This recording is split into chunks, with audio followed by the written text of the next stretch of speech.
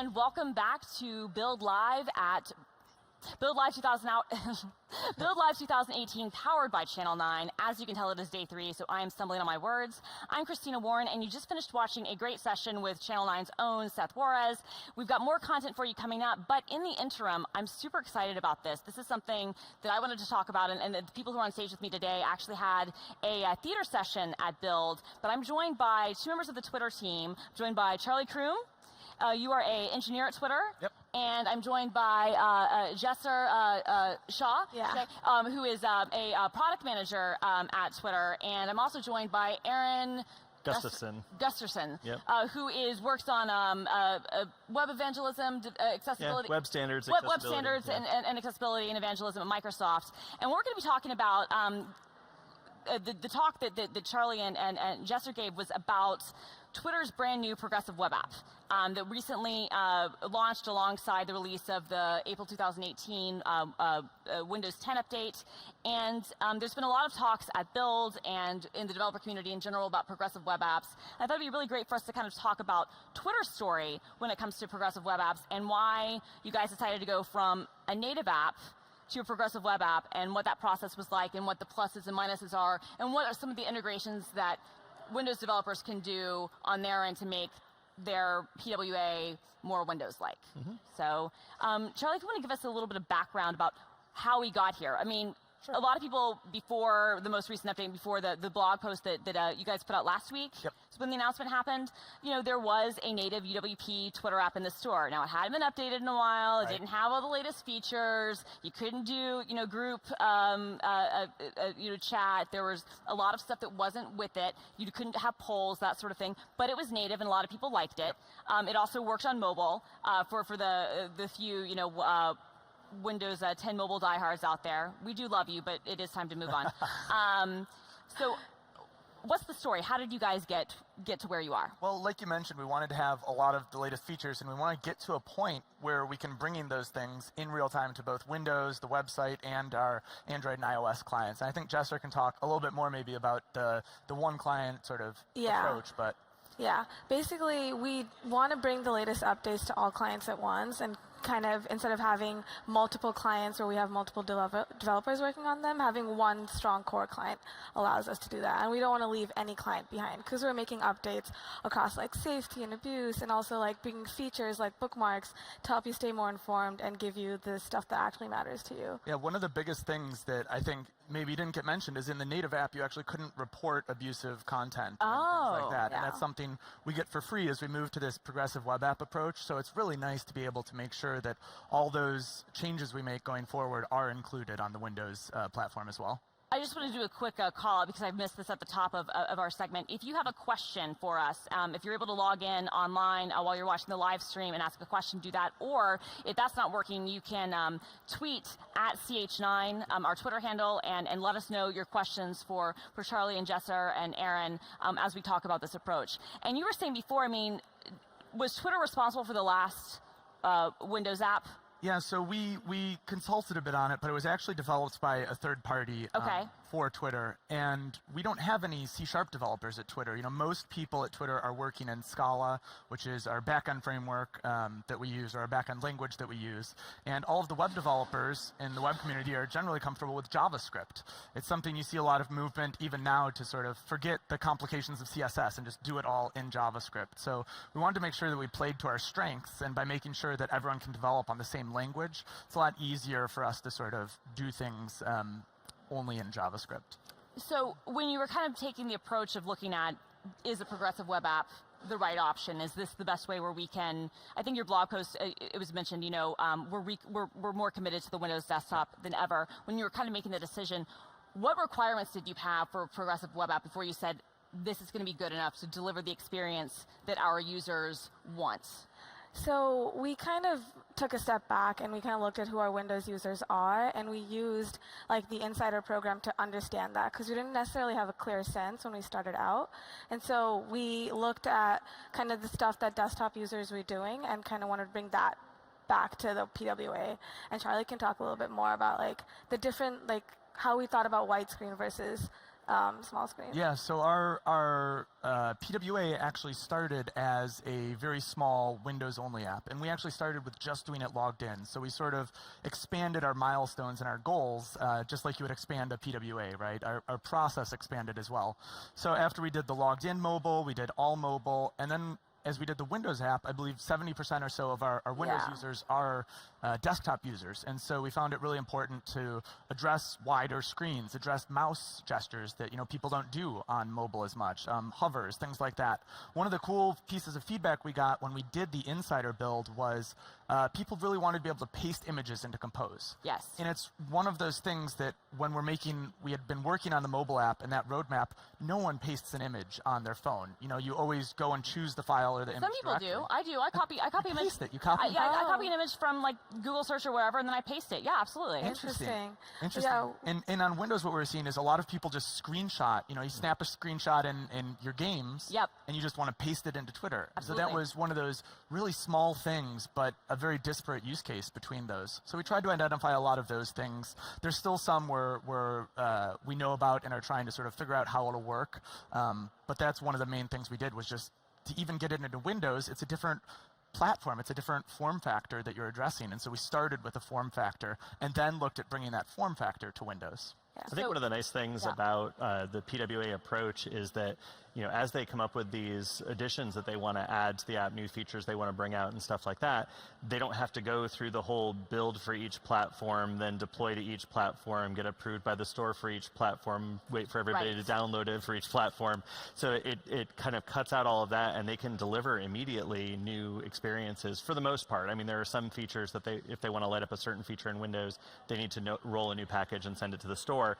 But other than that, for web-based updates, for JavaScript-based stuff, they can just light that up and immediately everybody will get it, which is pretty awesome. Yeah. To build on Aaron's point, I think one of the biggest advantages to having the app in the same code base now is if we build this feature for Windows, paste into Compose, it means that desktop web users get that as well. It means that anywhere we deploy this web code, people are going to get that benefit. So when we do get night mode on mobile web, it's automatically going to come to Windows. It's automatically going to come to our APK, to KaiOS, and so forth. Yeah. We wanted to take a more user-centric approach while building this. That was also, like with the PWA, we're also building a common interface. So if you switch between clients, which over 60% of people who use the PWA do, you're kind of, you're getting a similar experience. And you carry that familiarity across clients. So you're not switching between two really different experiences. And you kind of, you build patterns, and you can go and do that on multiple clients. Mm-hmm. Should we take a look at the app just so people who watch at home do it? So if we can switch to my my computer, I've got the app tabs to, so you basically download the app from the Microsoft Store.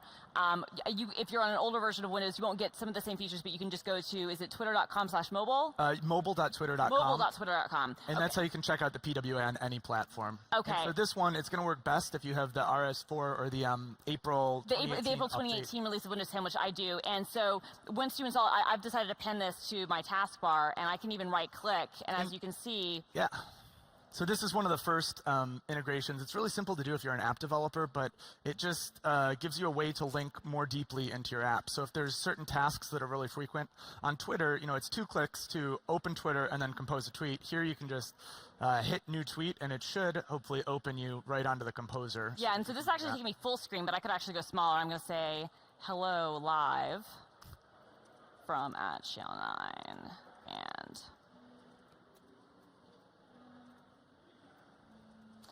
all right.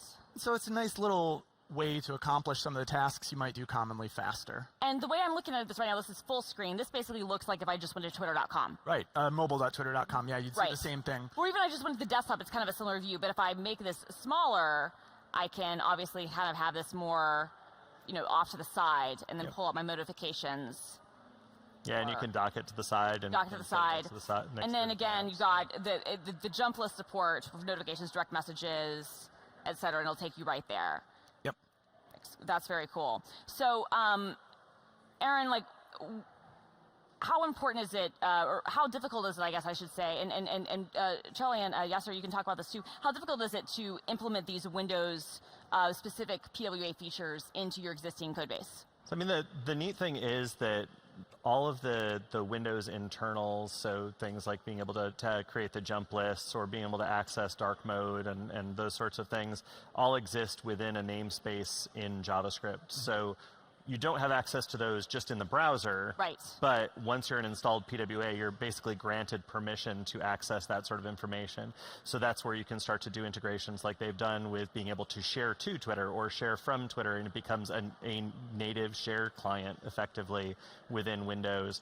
Being able to eventually turn on dark mode, being able to do these sorts of lists, being able to do live tiles, all of that stuff can be accessed and run directly from JavaScript, which is pretty awesome. And Charlie can speak to the difficulty. Yeah, I was going to say, it's interesting starting out with that, because it was definitely, the docs were built around sort of C# and so some of them are in JavaScript, some of them just take a little bit of massaging to get them just the way you want them, which is interesting. But we're working on the docs, we're working on improving it. And a lot of this is helpful, because as we discover these issues, we can share them with other PWA developers, so it becomes easier in the future. They're actually building right now, one of the cool things they talked about at Build is a list of sort of the 15 most common things that you might want to use in the Windows interface. So those share things, looking up dark mode, things that a lot of websites are going to be doing, and they have code snippets there. So it's going to get easier to just copy and paste that or pick and choose the ones you want. Yeah, we've been building kind of one-off demo PWAs that are just basically reduced test cases to show the code for how to do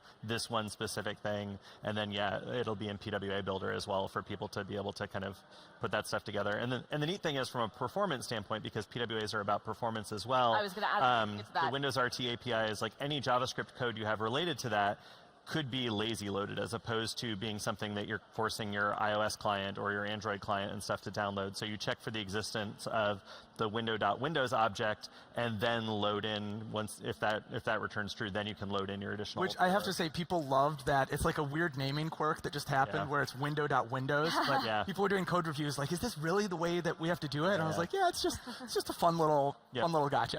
I mean, one of the cool things is, because we're dealing with a PWA, we're dealing with Service Worker, we're dealing with, we have access to the cache API and stuff like that.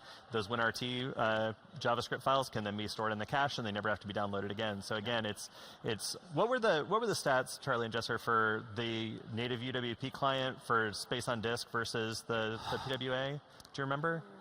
I'm not exactly sure. The PWA is under a megabyte. I think it was like 160K or something like that for the PWA. It's very small, and it actually depends on which pieces you use, right? So like you mentioned, we do the sort of progressive downloading. So if you never go to, I don't know, the Explore page, then you don't download a lot of the components required to display the Explore page. And on Windows, you would get the Windows bundle, which adds a little bit. So it's nice that each user is getting the right experience and the right download size for them as well. Definitely. Which is a major perk. So we've got actually a couple of questions. So Adam has two questions. One, he says, is dark theme support coming? Yes. Okay. So that is one of the biggest things we get as a request, and there's people right now working on it. So hopefully soon it's coming. All right, it's coming soon. And he also says, is there any word on My People integration?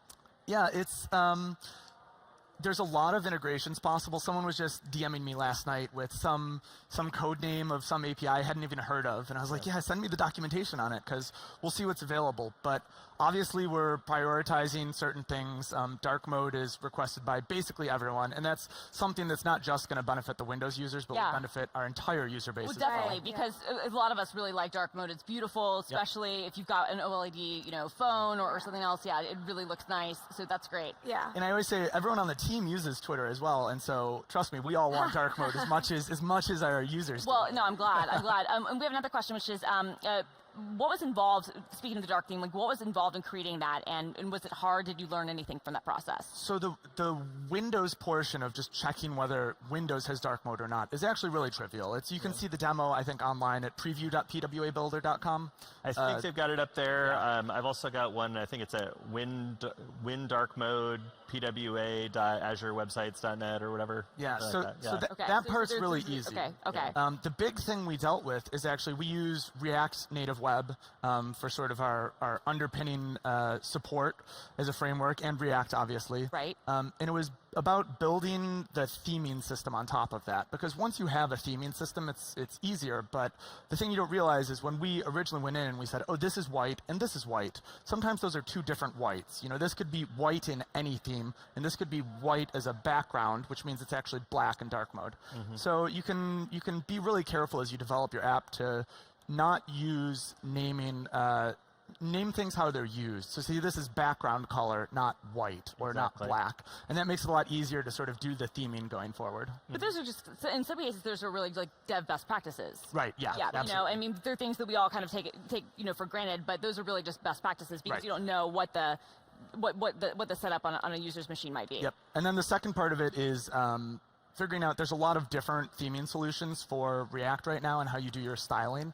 And so finding one that works for you and works for the way you use it in the code base, and then making sure that everything actually gets themed. You know, you don't have just the old theme getting picked up, and people can actually dynamically switch that. So it's been really cool to see. Someone on the team did actually a code mod that's been amazing to see how fast they can sort of fix a lot of places where we made some simple mistakes or we just needed to update some stuff. So code mods for the win. Yeah. So you guys you're saying React is basically your backend, and that's and so is the PWA basically written in React Native? Is that? Yeah. So the React Native is basically this interface or sort of this system that then you can fill it out with a library. So we use React Native Web. One of the guys who used to work at Twitter, Nicholas Gallagher, currently maintains and developed React Native Web. And so that basically takes, anytime we say a view is sort of a basic element. And in the web world, that view gets translated into a div, usually. But if you say this is a view that is an accessibility role of a button, then it might become a button element in HTML. In Android or iOS, they can take those same properties, that same view element, and it might go into something else. I'm not going to embarrass myself with my iOS development knowledge, but it'll turn into something. Right. And it would be cool to see, actually. I don't think there's one right now. There's no React Native, UWP or React Native C#, but I don't know. It could potentially be something that comes along. The whole idea is you have this standard interface for layout and development. We're just going to put that out there. If anybody out there wants to work on a React Native UWP or C# toolkit, that would be amazing because it would probably make a lot of people's jobs easier. There's another. This is actually a great question, and because this comes up a lot when people are looking at maybe wanting to switch from one type of app to another, or makes the decision on what direction they go in. Is it hard to update? Like, what's the process? What are the issues with caching? How do you update your app once it's been released and deployed, especially when you're in the Microsoft Store?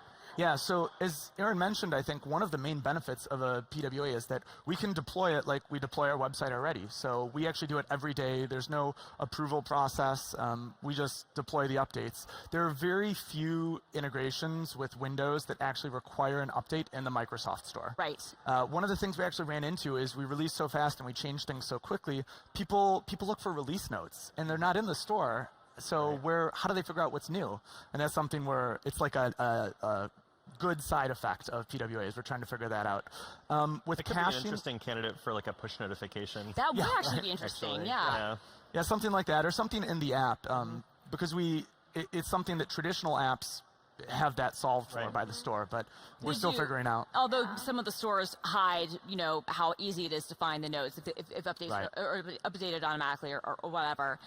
Actually, you mentioned notifications. Speaking of notifications, that's one of the big advantages of using a PWA as well, right? Is that with the Windows integration, it can actually get, as of the April 2018 update, because of service workers, it can get notifications. So that's one of the big things. It's not just having the website open in your browser tab. It's actually, I can have it, on my taskbar, and then I can get a notification the native way when someone mentions me or sends me a direct message. Is that right? Yeah, exactly. And it's great too because you get whatever integrations your OS has. So you have do not disturb mode or privacy mode or whatever it is on different systems. It'll be respected. So those push notifications will go into Notification Center and Mac OS and the Windows notification tab and the Android notification bar. So each platform has a different way of handling notifications. But from our perspective as developers, we just use the web API to do push notifications, and it just works on multiple platforms. It's really cool. And that's one of the things I've gotten from people who've been working in Windows and who developed hosted web apps before PWAs became a thing. They were like, well, we've had notifications in Windows from web for a while, but that was tailored specifically to Windows, and this is a web standard for push notifications, so the same client code works in Android, iOS, et cetera, et cetera, et cetera. So you're not writing something unique for each of those platforms. You're writing it once and deploying it everywhere, which is a much nicer solution, honestly. So you're talking about hosted web apps, which used to be kind of a thing. What would you say from your guys' experience? What is kind of the fundamental difference if somebody says, "I used to do a hosted web app"? Why should they? And maybe it didn't work out so well. Why should they be considering PWAs now? I feel like Aaron, maybe you can speak the most. So, I mean, a hosted web app effectively was the precursor to PWA. Yeah. So a PWA is if you built a hosted web app and you were happy with it. If you have it under HTTPS and you have a web app manifest and you have a service worker, it is effectively a PWA. I mean, it's all web as native, effectively. So there's not a whole lot of difference between the two of them. For people that maybe had issues with doing hosted web apps previously and weren't happy with the results, I think the web's come a long way. We have a lot more APIs now. You have a lot more control with service worker over how you're handling offline stuff, whereas we only had the app cache previously, which was not a terribly fun way to manage offline. So there's a lot more that we can do now, and we can create richer experiences for people who have the ability to take advantage of those progressive enhancements. And I think a common misconception is that a PWA is a total app rewrite. You have to remake your website, and I didn't make a PWA, so I have to remake it as one. Yeah. But that's the whole point, is that you're gradually adding these pieces and requirements on top. And so really to get started with a PWA, all you sort of need is a manifest, a service worker, and HTTPS, which makes it secure, which you should have anyways. Exactly. I think there's also another misconception that if you're building a PWA, it has to be a single-page app, or it has to be a JavaScript framework, or you need to use React, or you need to use this, that, and the other. You don't. You can build whatever. You could have a static, Jekyll-based site that's just HTML files, and as long as you have that web app manifest and a service worker, it's under HTTPS, it's a PWA. There's no restrictions on what it is that you can make a PWA. So the first edition of my book, Adaptive Web Design, I have online as HTML. I turned it into a PWA so people could basically install it and read it offline. Like that's just a good way to go, and it's all static HTML, right? I feel like more than anything, it's a style of development. Exactly. It's the idea of making sure that you have a great base experience, and then you can build on top of it in little ways. That it's a very iterative, short cycle development method. And the nice thing is, if people don't have a client that can support things like service worker, then the user's not really missing out. They're just getting a better experience if they do have service worker. So it's not like there's a barrier to entry from a client standpoint either.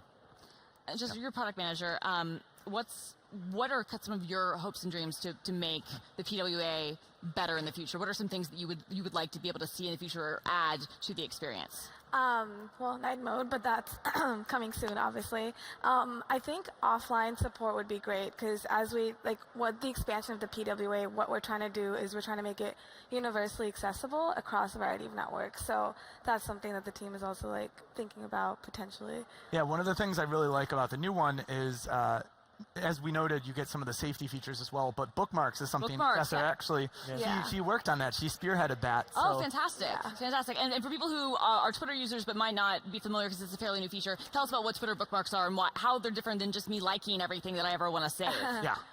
So Twitter bookmarks essentially allows you to save something for later, and it puts in a chronological order. So even if it's a tweet from 8 years ago and you saved it, it'll save it in the correct order that you bookmarked it. And I love that feature, because many times I think a lot of us, we're kind of ad hocing, liking things, and because the order of likes is based on when the tweet was sent. If it was an older tweet, it would be, very hard to go back and it's funny the number of workarounds we saw that people had for bookmarks. So, we added this and we test everything, we sort of see, and as we look at some of the metrics, it's like, oh, there's a few less likes and there's a few less DMs, because people were, as we talked to our users and we did the user research around this, they're DMing it to themselves as well, which is kind of the workaround for bookmarks. I had an if this then that task that took anything that I liked and saved it to a spreadsheet. Same. Well, I had a pinboard. I had pinboard integration. So every time I would like something, if it had a URL attached, it would save the URL to pinboard. We got a couple other questions. This one, is there any possibility of making the Twitter PWA part of a Fluent design app? Yeah, I think there's two parts to this. So the first is our approach as a company to design. I think we try and have, as Jester mentioned earlier, consistent design across platforms, because a lot of our users do use Twitter, on their Android phone during the day and on their desktop computer at night, or vice versa.